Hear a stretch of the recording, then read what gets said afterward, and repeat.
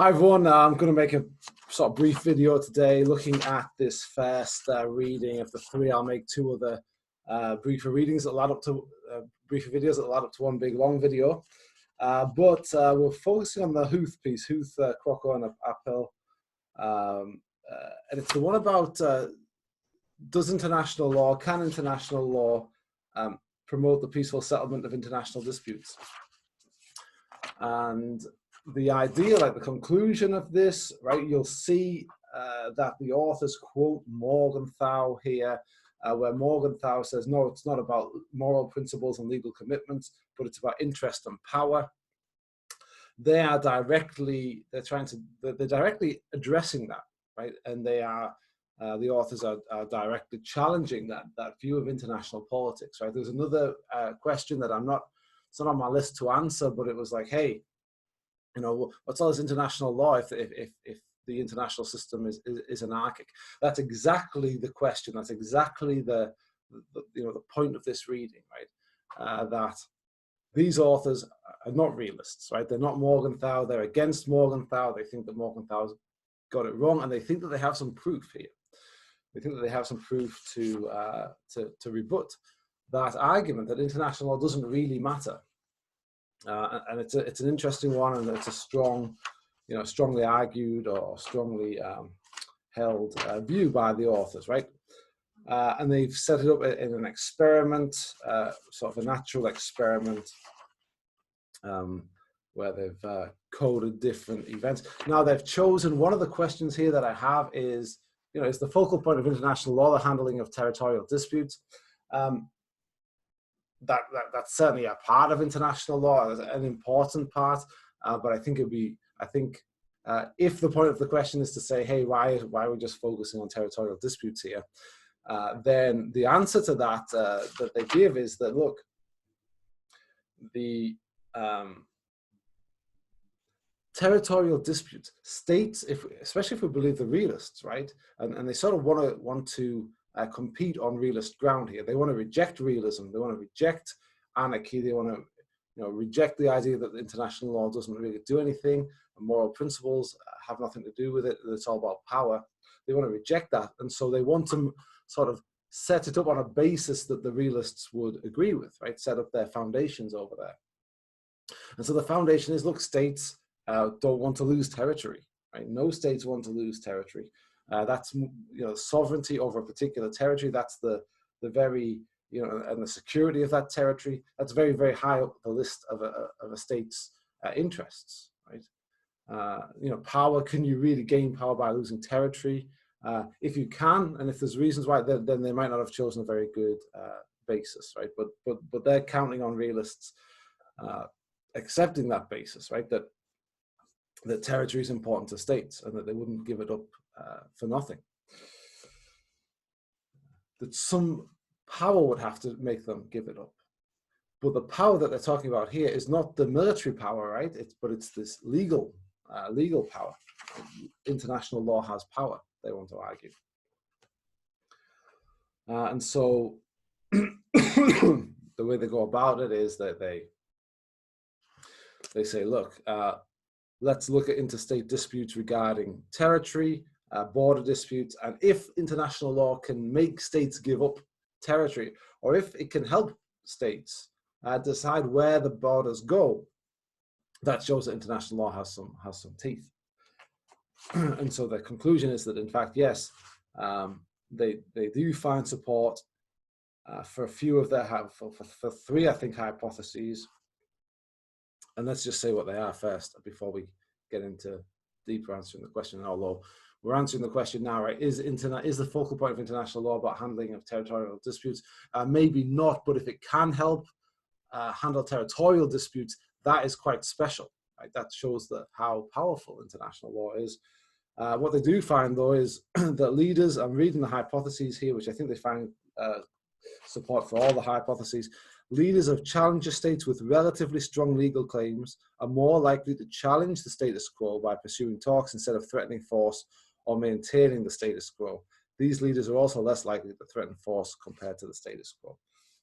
The idea there is, if you're the leader of a state and you don't like the way the boundaries are right now, there's a border dispute and you're the one that wants to change the border, the other state that you're sharing the border with is happy to keep it as it is, because presumably because they have more territory than they think that they should have, perhaps, and you think that you have less than you should have, and you want to challenge that. So there's different ways, there's different choices open to you. One of the choices is to sort of go down a diplomatic route, maybe ask for negotiations for it. You know, there's different levels of the use of force, right? There's one where you can sort of imply, right, that, hey, look, this is an important issue for us and we have military power, right? And then there's other things, you know, you could do much more than that. You know, you could move forces, you know, towards the border, station a lot of military forces along the border. Ultimately, right, you can cross the border with your military, right? That's obviously a rare and a last resort, probably, but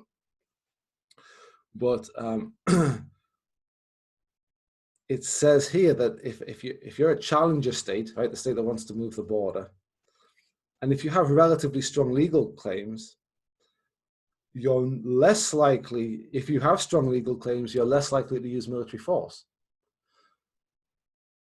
The argument, the implication of that argument is that states see courts, legal challenges, as more effective and more favorable than military power, military force. That's the argument that's being made here, and it's a fundamental argument to international relations, and it's a rejection of realism and a rejection of, you know, all that matters is power, sort of, right?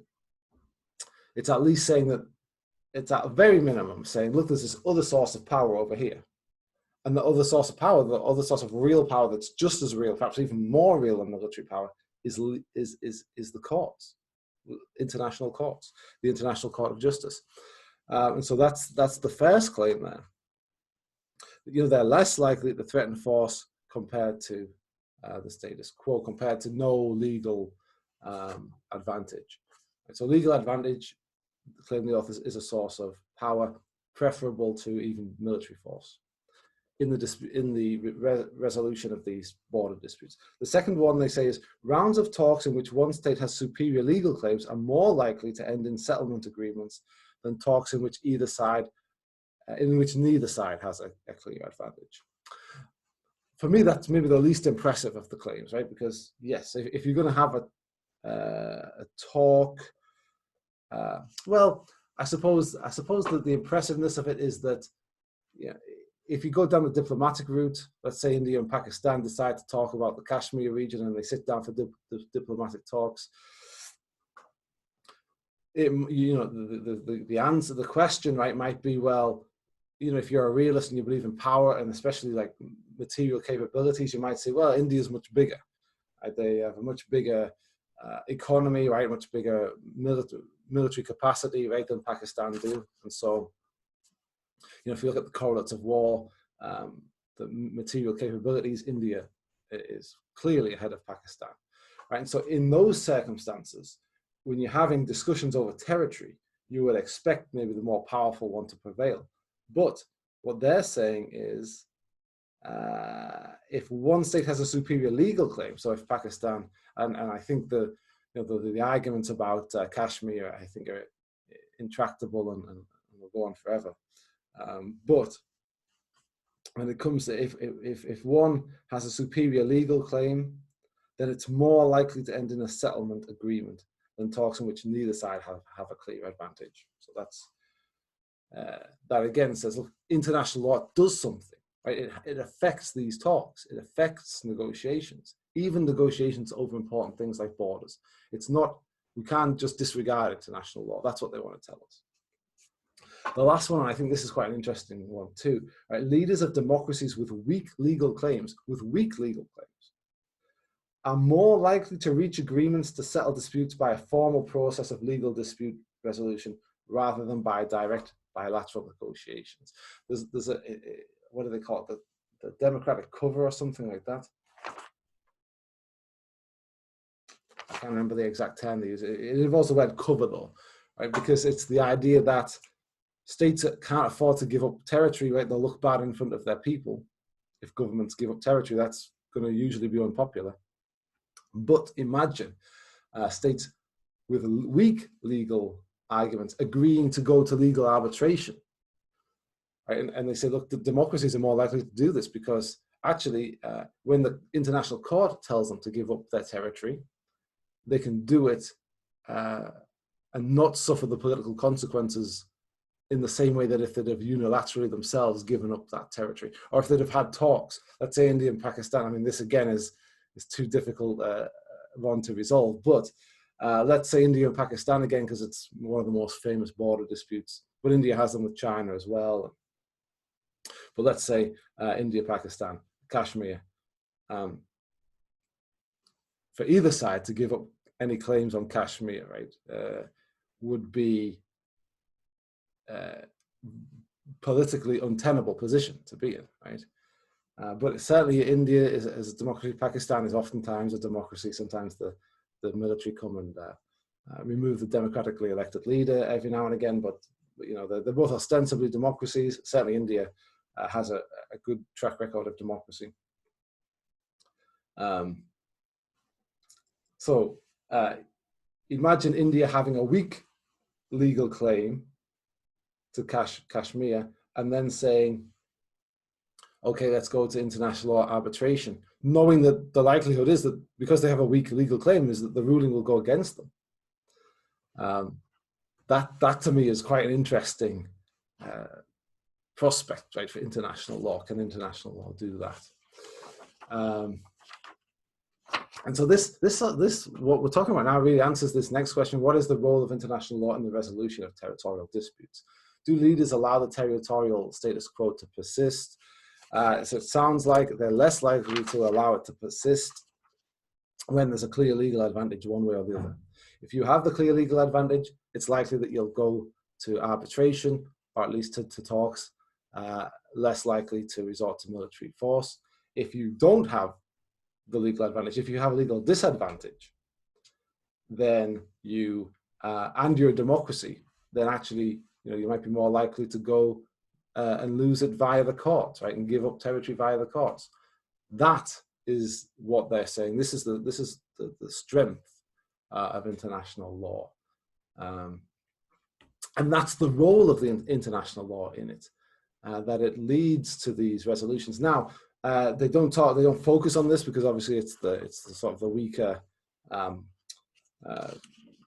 It's not what they want to focus on. It would weaken their sort of bolstering of international law a little bit. But if they don't, the question we could ask, right, is what role does international law play if there's no legal advantage to one side or the other, right? And then that gets into, well, you can kind of answer this question for yourself and sort of start to think about, you know, is it fair to ask international law to resolve all of the disputes, right? If it just resolves some of the disputes where one side has a legal advantage, you know, is that already, does that already make it powerful?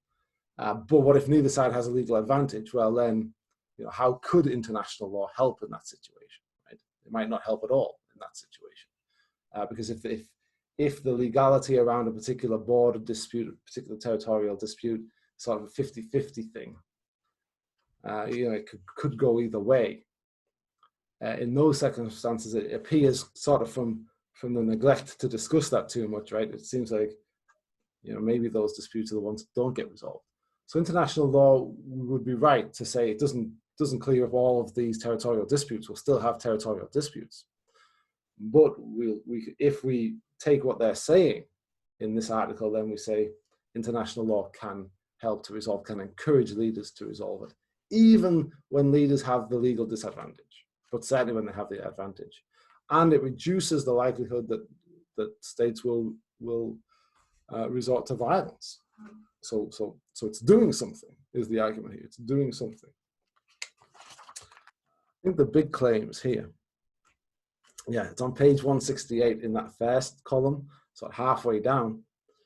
And this is the big claim that they make. Indeed, we would argue that based on our results, a legal advantage is more beneficial to state leaders than a decisive military advantage in securing territorial interests in the process of peacefully settling such results. legal advantage is more important than military advantage. Right? They're directly taking on realism there, and Morgenthau in particular, right, the father of realism. I'm gonna end that there. That's answers. I had, I think, 4 questions. You know, why are leaders with strong legal claims that are dissatisfied with the territorial status quo more likely to resort to negotiation tactics than threats or use of force? You know, that's the first question that I chose, and I haven't really answered it yet. But but I think they answer that in the reading. I think we have brought out some things in this recent discussion that will enable us to answer that a little better. They have strong legal claims, and so they're more likely to then take it to court, right, and to win. So it's because, but it must be because, I think it must be because they think that they can get the territory without using military means, right? And of course, if we believe the authors here, the legal advantage is more beneficial to state leaders. The next question is the focal point of international law the handling of territorial disputes, which we started off with that one?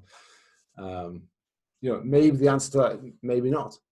But the reason why we would talk about territorial disputes is that they seem like ones that you would not, you would want to lose those. You wouldn't want to lose those in a court. You wouldn't want a court to tell you to give up territory. That would be difficult. You would think, but actually, that's not how it seems to work out according to their study. What is the role of international law in the resolution of territorial disputes? We've absolutely discussed that. Do leaders allow territorial status quo to persist? And I think the answer is to that probably yes, if there's no legal advantage to one or the other. But the answer to that's probably certainly yes, because we could just point to an example and say, look at Kashmir. That certainly has persisted, and certainly both states have over the last 60. Wait, what is it now? 73 years. Over the last 73 years, certainly India and Pakistan have tried to resolve it militarily, but you know, it is persisting. I suppose whether they're allowing it to persist or not is another thing, but it certainly is persisting. In 6.2, the authors say leaders with strong legal claims who are dissatisfied with the territorial status quo are more likely to challenge it by opening negotiations. I was confused by what they meant by territorial status quo. Just the way things are right now. Territorial status quo is the current border. That's all that means. We've used that word a bit, and they use it quite a lot in here. Status quo just means as things are right now. I think we talked in the past about, or maybe this was another class where we talked about the rise of China. Are China a status quo power? Do they want to leave the international system the way it is? Or are they a revisionist power? Do they want to overhaul the international system? So that's that. Territorial status quo is the territory as it is right now. And so I promise this will be a shorter video, and it will be. I'm going to end it right now. Hopefully you'll enjoy this and the other 2 videos that I'll make this week.